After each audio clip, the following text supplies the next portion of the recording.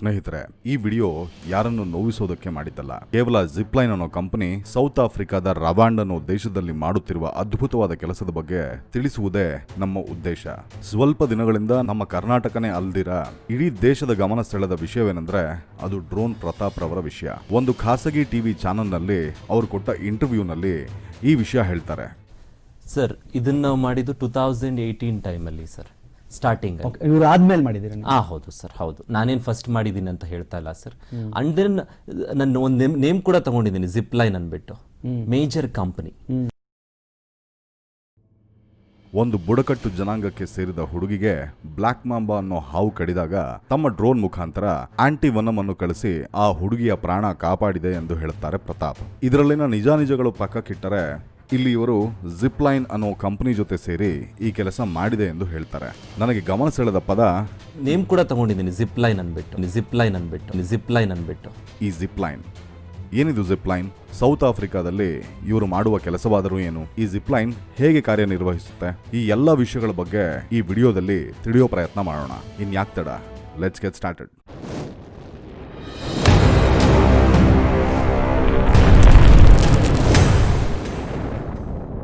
ಬಹಳ ವರ್ಷಗಳಿಂದ ತುಂಬಾ ಕಂಪನಿಗಳ ಆಲೋಚನೆ ಏನಂದ್ರೆ ಡ್ರೋನ್ನ ಸಹಾಯದಿಂದ ಗೂಡ್ಸ್ ಅಥವಾ ಬೇರೆ ಡೆಲಿವರಿಗಳು ಸಾಧ್ಯವೇ ಎಂದು.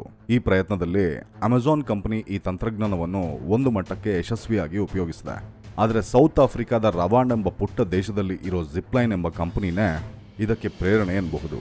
ರವಾಂಡ್ ದೇಶದಲ್ಲಿ 14,000 ಕಿಲೋಮೀಟರ್ನಷ್ಟು ರಸ್ತೆಗಳಿದ್ದು ಅದರಲ್ಲಿ ಸಂಚಾರಕ್ಕೆ ಅನುಕೂಲವಾಗಿರುವುದು ಕೇವಲ 2,600 ಕಿಲೋಮೀಟರ್ ಮಾತ್ರ. ಮಳೆಗಾಲದಲ್ಲಿ ಒಂದು ಪ್ರದೇಶದಿಂದ ಇನ್ನೊಂದು ಪ್ರದೇಶಕ್ಕೆ ಸಂಪರ್ಕನೇ ಇಲ್ಲದಂತಾಗುತ್ತೆ.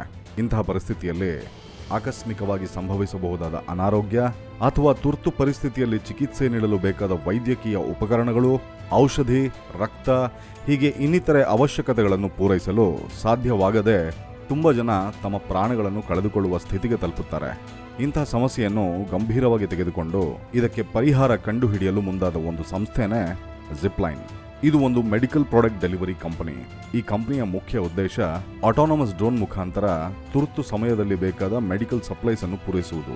ಈ ವಿಶೇಷವಾದ ಡ್ರೋನ್ಗಳು 1.6 kg ತೂಕವಿರುವ ವಸ್ತುಗಳನ್ನು, ಉದಾಹರಣೆಗೆ 500 ml ಪ್ರಮಾಣದ 3 ಬ್ಲಡ್ ಬ್ಯಾಗ್ಸ್ ಅನ್ನು ಕೊಂಡೊಯ್ಯಬಲ್ಲದು. ಜಿಪ್ಲೈನ್ನಲ್ಲಿ ವೇಗಕ್ಕೆ ಬಹಳಷ್ಟು ಪ್ರಾಮುಖ್ಯತೆ ವಹಿಸಿದ್ದಾರೆ.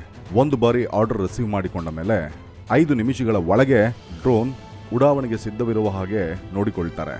ಯಾಕೆಂದರೆ ತುರ್ತಾಗಿ ಬೇಕಾಗಿರುವ ವೈದ್ಯಕೀಯ ಸೌಲಭ್ಯಗಳ ವಿಷಯದಲ್ಲಿ ಸಮಯದ ವಿಳಂಬವಾಗಬಾರದೆಂದು ಇವರ ಉದ್ದೇಶ. ನಾರ್ಮಲ್ ಡ್ರೋನ್ಗಳು ಸ್ಟಾರ್ಟ್ ಆಗಿ ಬೂಟಪ್ ಆಗಿ GPS ಸ್ಯಾಟಲೈಟ್ ಜೊತೆ ಸಂಪರ್ಕವನ್ನು ಪಡೆಯಲು ಸುಮಾರು 10 ರಿಂದ 15 ನಿಮಿಷಗಳು ಬೇಕಾಗುತ್ತೆ.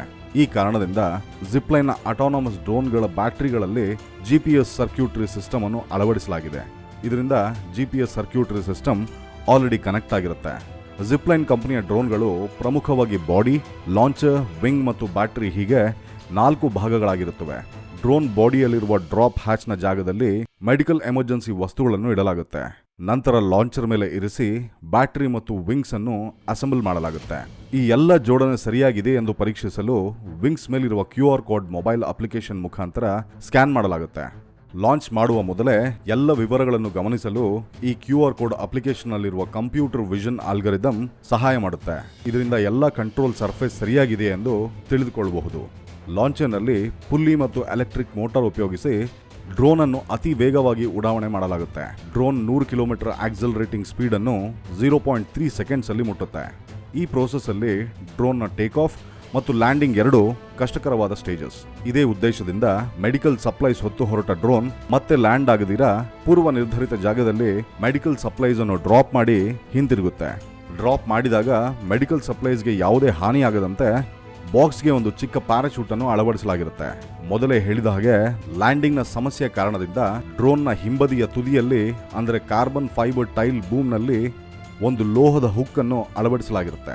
3D space with radio receiver ಇರುವ ಈ ಕ್ಯಾಪ್ಚರ್ ಸಿಸ್ಟಮ್ ಇಂದ ಆ ಡ್ರೋನ್ ಅನ್ನು ಕ್ಯಾಚ್ ಅಂದರೆ ಹಿಡಿದು ನಿಲ್ಲಿಸುವ ತಂತ್ರಜ್ಞಾನವನ್ನು ಯೋಜಿಸಿದ್ದಾರೆ.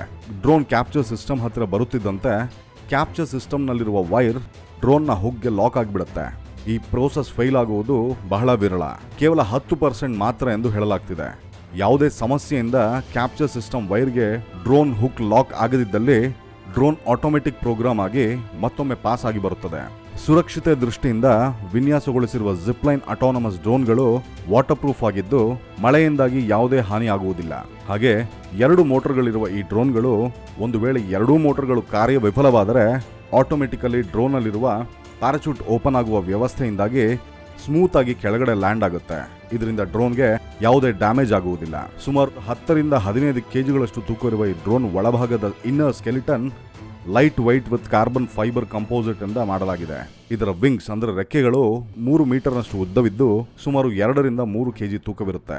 1.25 kilo watts per hour capacity ಹೊಂದಿರುವ ಲಿಥಿಯಂ ಅಯಾನ್ ಬ್ಯಾಟರಿ ಇದರಲ್ಲಿ ಬಳಸಲಾಗಿದೆ. ಈ ಬ್ಯಾಟರಿ ಪ್ಯಾಕ್ ಅಲ್ಲಿ ಇನ್ಬಿಲ್ಟ್ GPS ಸರ್ಕ್ಯೂಟ್ ಮತ್ತು ಡೇಟಾ ಸ್ಟೋರೇಜ್ ಅನ್ನು ಹೊಂದಿರುತ್ತದೆ. 1 ಗಂಟೆಯ ಸಮಯದಲ್ಲಿ 1 GB ಡೇಟಾವನ್ನು ಜನರೇಟ್ ಮಾಡುವ ಈ ಬ್ಯಾಟರಿಗಳು ಚಾರ್ಜಿಂಗ್ ಆಗುವಾಗ ಫ್ಲೈಟ್ ಡೇಟಾವನ್ನು ಜಿಪ್ಲೈನ್ ಸರ್ವರ್ಗೆ ಟ್ರಾನ್ಸ್ಫರ್ ಮಾಡುತ್ತೆ. ಗಂಟೆಗೆ 100 ರಿಂದ 160 ಕಿಲೋಮೀಟರ್ ವೇಗದಲ್ಲಿ ಚಲಿಸುವ ಈ ಡ್ರೋನ್ಗಳು 80 ಕಿಲೋಮೀಟರ್ ರೇಡಿಯಸ್ನಷ್ಟು ದೂರವನ್ನು ಸಂಚಾರ ಮಾಡುವ ಸಾಮರ್ಥ್ಯ ಹೊಂದಿದೆ. ಅಭಿವೃದ್ಧಿಗೆ ಹಿಂದಿರುವ ದೇಶಗಳಲ್ಲಿ ಪ್ರಕೃತಿ ವಿಕೋಪಗಳಾದಾಗ ಸಾಂಕ್ರಾಮಿಕ ರೋಗ ಹರಡದಂತೆ ಇರಲು ವೈದ್ಯಕೀಯ ತುರ್ತು ಸೇವೆಗಳಿಗೆ ಈ ಡ್ರೋನ್ಗಳು ತುಂಬಾ ಉಪಯೋಗವಾಗುತ್ತದೆ. ಪ್ರತಾಪ್ ಡ್ರೋನ್ ತಯಾರಿಸಿದ್ರೋ ಇಲ್ವೋ ಗೊತ್ತಿಲ್ಲ, ಅವರು ಜಿಪ್ಲೈನ್ ಜೊತೆ ಸೇರಿ ಕೆಲಸ ಮಾಡಿದ್ರೋ ಇಲ್ವೋ ಅದೂ ಗೊತ್ತಿಲ್ಲ. ಆದರೆ ಜಿಪ್ಲೈನ್ ಅನ್ನೋ ಕಂಪನಿ ಮಾಡುತ್ತಿರುವ ಕೆಲಸ ಮಾತ್ರ ಶ್ಲಾಘನೀಯ. ಪ್ರತಾಪ್ ಅವರು ಹೇಳಿದ ಹಾಗೆ ಜಿಪ್ಲೈನ್ ತಮ್ಮ ಡೆಲಿವರಿಗಳಿಗೆ ಉಪಯೋಗಿಸಿದ್ದು ನಾರ್ಮಲ್ ಡ್ರೋನ್ ಅಲ್ಲ, ಫಿಕ್ಸೆಡ್ ವಿಂಗ್ ಡ್ರೋನ್ ಡಿಸೈನ್ ಅನ್ನು. ಹಾಗೂ ಜಿಪ್ಲೈನ್ನ ಡ್ರೋನ್ಗಳು 80 ಕಿಲೋಮೀಟರ್ ರೇಡಿಯಸ್ನಷ್ಟು ದೂರ ಮಾತ್ರ ಸಂಚರಿಸಬಲ್ಲದು. ಮತ್ತು ಅವರು ಹೇಳಿದ ಗ್ಯಾಸ್ ಪ್ರೊಪುಲೆಂಟ್ ಇಂಜಿನ್ ಯಾವುದು ಅಂತ ಅವರೇ ಕ್ಲಾರಿಫೈ ಮಾಡಬೇಕು. ನಾನು ಮೊದಲೇ ಹೇಳಿದ ಹಾಗೆ ಇದು ಯಾರನ್ನು ನೋವಿಸಲು ಮಾಡಿದ ವಿಡಿಯೋ ಅಲ್ಲ, ಜಿಪ್ಲೈನ್ ಮಾಡುತ್ತಿರುವ ಕೆಲಸದ ಬಗ್ಗೆ ಹೇಳಲು ಮಾಡಿದ ವಿಡಿಯೋ ಅಷ್ಟೇ. ಈ ವಿಡಿಯೋ ನಿಮ್ಗೆ ಇಷ್ಟವಾದಲ್ಲಿ ದಯವಿಟ್ಟು ಲೈಕ್ ಮಾಡಿ, ಶೇರ್ ಮಾಡಿ ಹಾಗೂ ನಮ್ಮ ಫ್ರೈಡೆ ಟಾಕ್ಸ್ ಚಾನಲ್ ಅನ್ನು ಸಬ್ಸ್ಕ್ರೈಬ್ ಮಾಡಿ. ಮುಂದಿನ ವಿಡಿಯೋದಲ್ಲಿ ಮತ್ತೆ ಸಿಗೋಣ. ಅಲ್ಲಿವರೆಗೂ ಧನ್ಯವಾದಗಳು. ಜೈ ಹಿಂದ್.